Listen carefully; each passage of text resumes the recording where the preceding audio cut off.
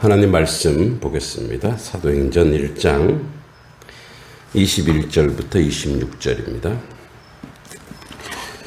이러므로 요한의 세례로부터 우리 가운데서 올려져 가신 날까지 주 예수께서 우리 가운데 출입하실 때에 항상 우리와 함께 다니던 사람 중 하나를 세워 우리와 더불어 예수께서 부활하심을 증언할 사람이 되게 하여야 하리라 하거늘 그들이 두 사람을 내세우니 하나는 바사바라고도 하고 별명 유수도라고 하는 요셉이요 하나는 마띠아니라.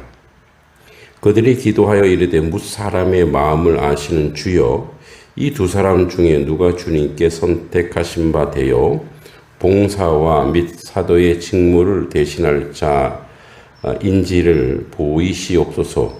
유다는 이 직무를 버리고 제 곳으로 갔나이다 하고 제비를 뽑아 마띠아를 얻으니 그가 11 사도의 수에 들어가니라. 아멘. 사도행전 1장 이제 마무리인데요.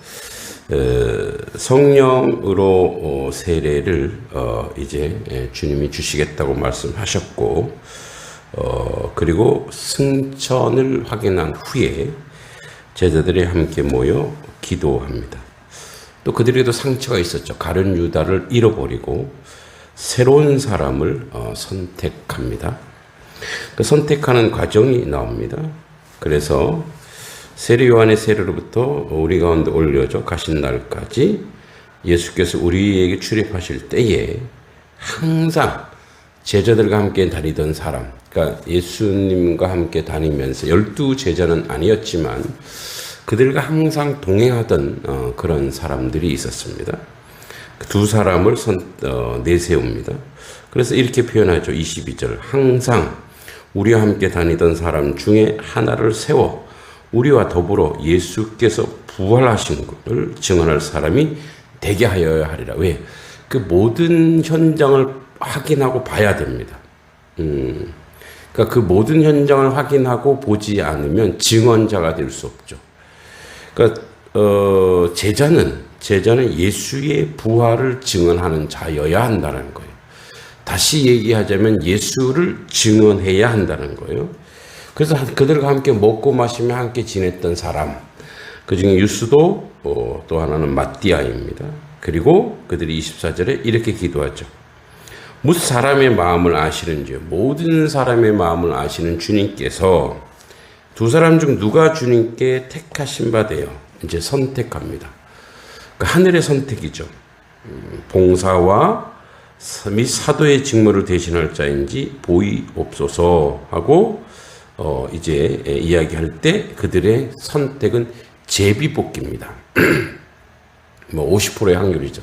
둘 중에 하나입니다. 그런데 그러니까 누가 어떤 사람을 뭐 투표로 하냐 선택하냐, 그러니까 인간적인 모든 것을 제껴 놓고 하는 게 이제 제비뽑기죠. 예. 그래서 그가 11 사도의 수, 즉 12 사도의 완전체가 되었다는 거죠. 이제 사도들이 완전체가 되어서 이제 그들의 사역을 진행할 터인데 뭐 그런 생각 듭니다. 굳이 12이냐? 여러 가지 설이 있습니다만 뭐 12지파, 이스라엘 12지파, 또 12가 예수님이 선택하신 어떤 그런 숫자일 수도 있지만 그래도 결원을 보충하는 방법 중에 하나이죠. 제자는 많으면 많을수록 더 좋죠. 그러나 12이라고 하는 주님과 동행했던 그 제자들을 통해서 사도의 보편적이면서도 특별한 사역을 지정하여 이제 내세우는 거죠. 그래서 그들이 뽑힌 것이 중요한 것이 아니고 그들의 사역이 무엇인가가 중요합니다. 이 12명은 다 순교를 당합니다. 그리고 주님의 뜻 가운데 이들 모두가 이제 물론 뭐 요한은 밤모섬에서 자연사했다라는 설도 있지만 이들 모두가 주님을 증언하는 증언자로 나갑니다. 즉 열두를 세워 하나님의 기름 부음을 받은 그 놀란 역사를 우리 가운데 세우고 만들어 갑니다.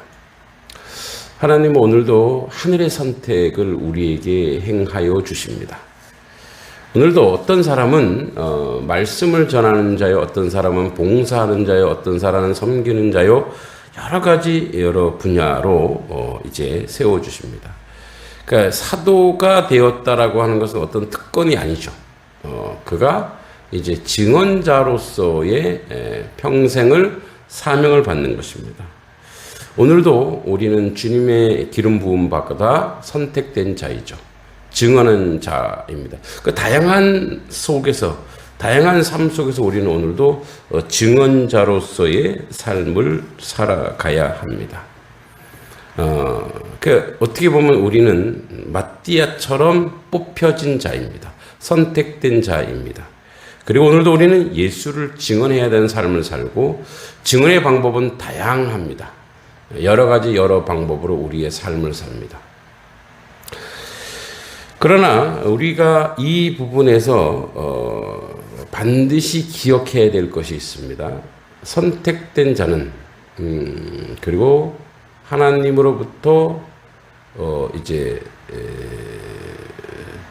이렇게 세속적인 말일 수도 있는데 찍힌 자, 이 찍힌 자는 하늘의 권세와 능력을 주십니다. 그것이 신비요 초월이죠.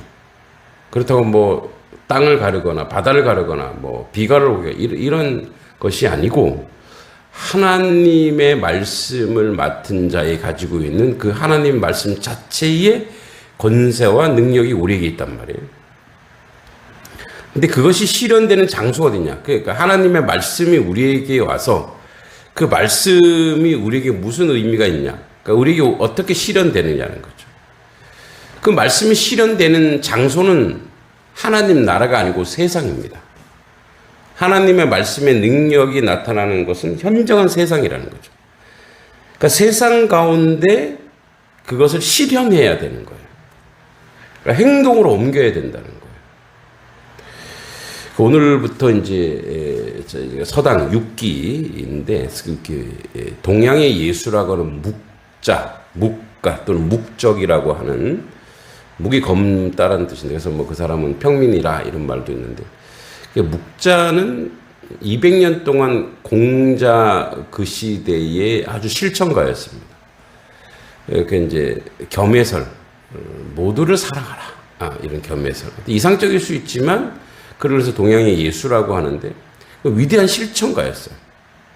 전쟁을 막고 비폭력을 좋아하고, 그 전쟁을 하면 노동자들이나 하층민이 고생하니까 제발 전쟁하지 않았으면 좋겠다, 욕심내지 않았으면 좋겠다로 실천했던 사람이죠. 그 위대한 실천가를 우리가 좀 본받을 수 있습니다. 물론 뭐 우리 교회에서 하는데, 교회에서 무슨 공자, 맹자, 뭐 묵자냐? 근데 그 안에는 그 뭐랄까요, 그 삶을 행함으로 옮길 수 있는 그 에너지가 지식에서 나오거든요, 사실은.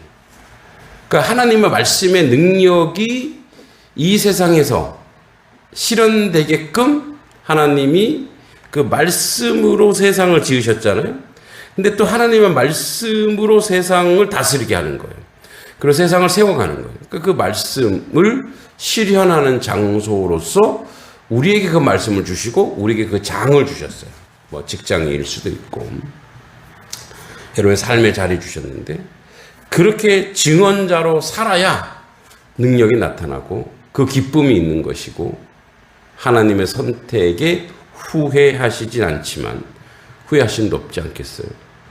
그리고 그 말씀을 실현하는 자에게 오는 그 초월적이고 위대한 기쁨이 우리에게 속해 있다는 것을 기억하시기 바랍니다. 여러분 또한 제비를 뽑아 그 수에 들어간 사람입니다. 어디처럼 13만 4천 이런 거 아니고요. 그 수에 들어갔으니 이제 그 말씀을 잡고 증언하시고 실현하는 그런 자리에 서 있길 기도합니다. 아버지 감사합니다.